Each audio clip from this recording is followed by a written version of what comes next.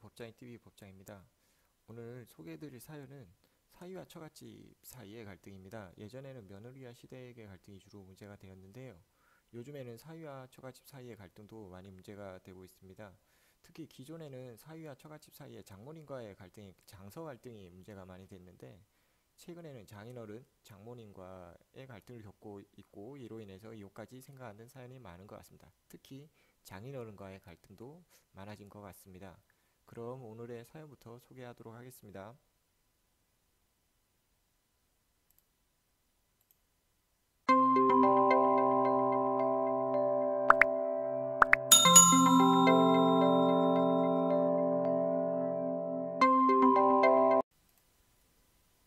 사연을 보면 감남은 초등학교 교사시고 32살입니다. 같은 학교에서 근무하던 29인 교사 을과 1년을 연애하다가 결혼을 하게 됐습니다. 갑은 결혼 당시에 33살이었는데 모아둔 돈이 1억 정도였다고 합니다. 부가가 잘 사는 편이 아니라서 결혼 자금을 보태줄 여력이 되지 않았다고 합니다. 그럼 1억 원으로 결혼을 했겠네요. 갑이 모아둔 1억 원이 적은 돈은 아니었지만 서울에서 전셋집을 구하기도 어려웠다고 합니다. 1억 원으로는 서울에 전셋집 구하기 힘들죠. 지방에서도 1억 가지고는 힘드니까요. 그래서 서울에서 집을 구하지 못하고 경기도 쪽에 집을 구해서 먼 거리를 출퇴근하게 되었다고 합니다. 가까운 사이에 별다른 문제는 없었지만 갑의 처가 식구를 만날 때마다 장인어른인 병이 갑을 무시하는 언사로 굉장히 갑이 스트레스를 받았다고 합니다. 예를 들어서 장인어른 생신에 찾아가서 인사를 하고 가족 모임을 하면 다른 가족이 있는데도 불구하고 뭐 월급이 얼마냐, 언제 서울로 이사 오는 거냐, 서울에 집을 구할 수는 있는 것이냐 등의 말을 했는데 갑의 입장에서는 여간 스트레스를 받고 자존심이 상하는 게 아닐 수 없었다고 합니다. 요즘에 서울 집값이 얼마인데 서울에 집을 구해올 것을 요구하는지 이해가 하기가 어렵다고 합니다.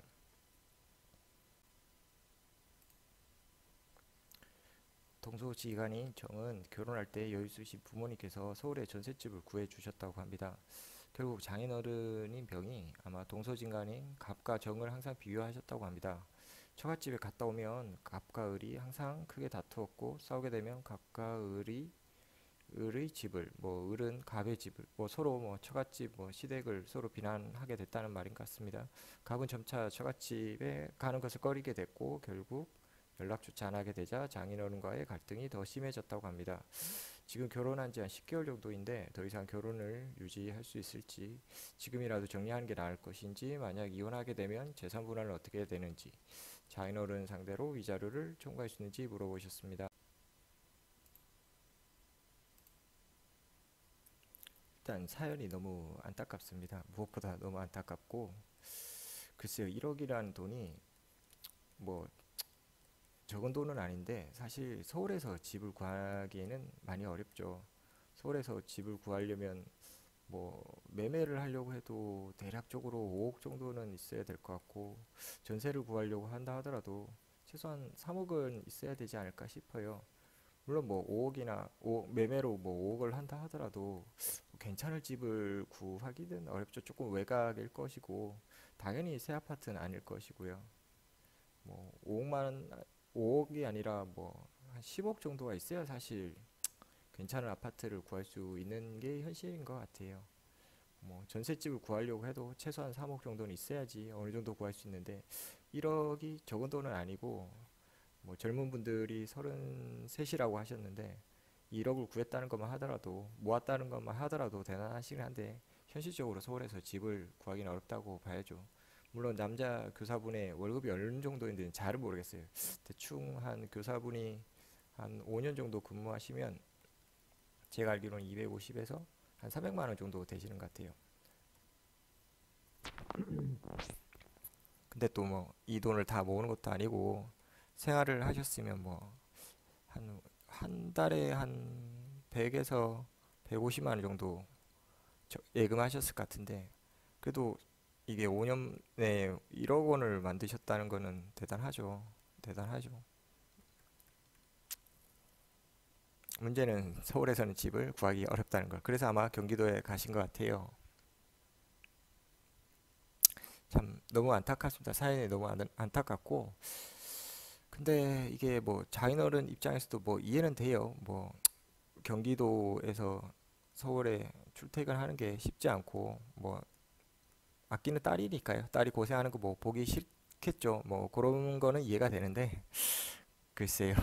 뭐 시부모님이 며느리에게 모욕적인 언사를 하거나 부당한 대우를 한다면 이혼 사유가 된 것은 당연합니다. 마찬가지로 장인어른이나 장모님이 사위에게 모욕적인 언사를 하는 것도 뭐 당연히 이혼 사유는 됩니다.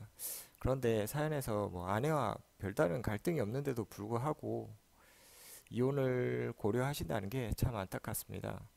뭐 사람이 쉽게 변하지 않아요. 사람이 정말 쉽게 변하지 않고 특히 연세가 있으신 분들은 본인만의 어떤 주관이 명백하기 때문에 더 안 바뀔 거예요. 더 안 바뀔 텐데 그래도 이혼을 생각하시기보다는 한번 장인어른과 대화를 해보는 건 어떨까 싶어요. 뭐 이런 언사 때문에 본인이 스트레스 받고 이로 인해서 뭐 자꾸 연락을 안 하게 되니 서로 뭐 조금만 뭐 신경 써 달라 뭐 그렇게 좋게 얘기해 보는 건 어떨까 싶어요. 그렇게 해서 갈등이 풀릴 수 있으면 더 나을 것 같거든요. 뭐 법적으로는 뭐 이혼 사유가 되는데 어 글쎄요 뭐 와이프 아내분과 뭐 문제가 없는데 이혼을 고려하신다는 게 참 안타깝습니다.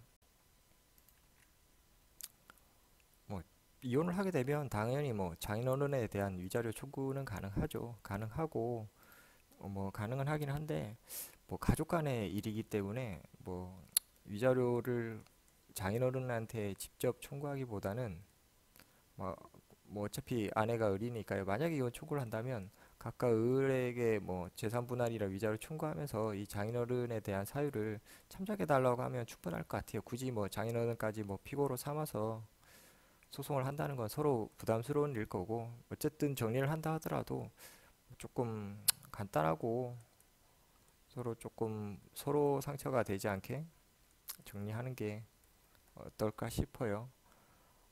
물론 뭐 위자료 청구를 하려면 장인어른의 언사에 대해서 뭐 녹취가 있다거나 기타 뭐 증거 자료가 있어야 돼요. 뭐 증인이 있으면 또 좋겠죠. 하지만 증인은 사실 가족 간의 일에서 불러서 증언을 한다는 것도 부담스러울 테고 녹취가 가장 간단하고 깔끔할 것 같아요.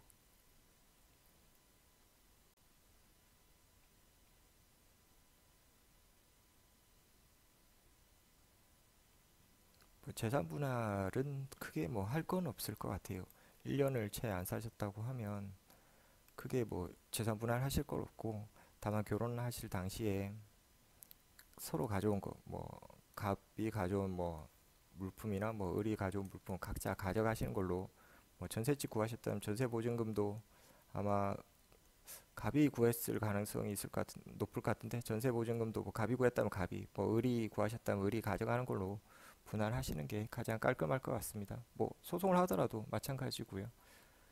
이상 법장이 TV 법장이고요. 앞으로도 많은 사연 아래 메일 주소로 보내주시길 부탁드리겠습니다.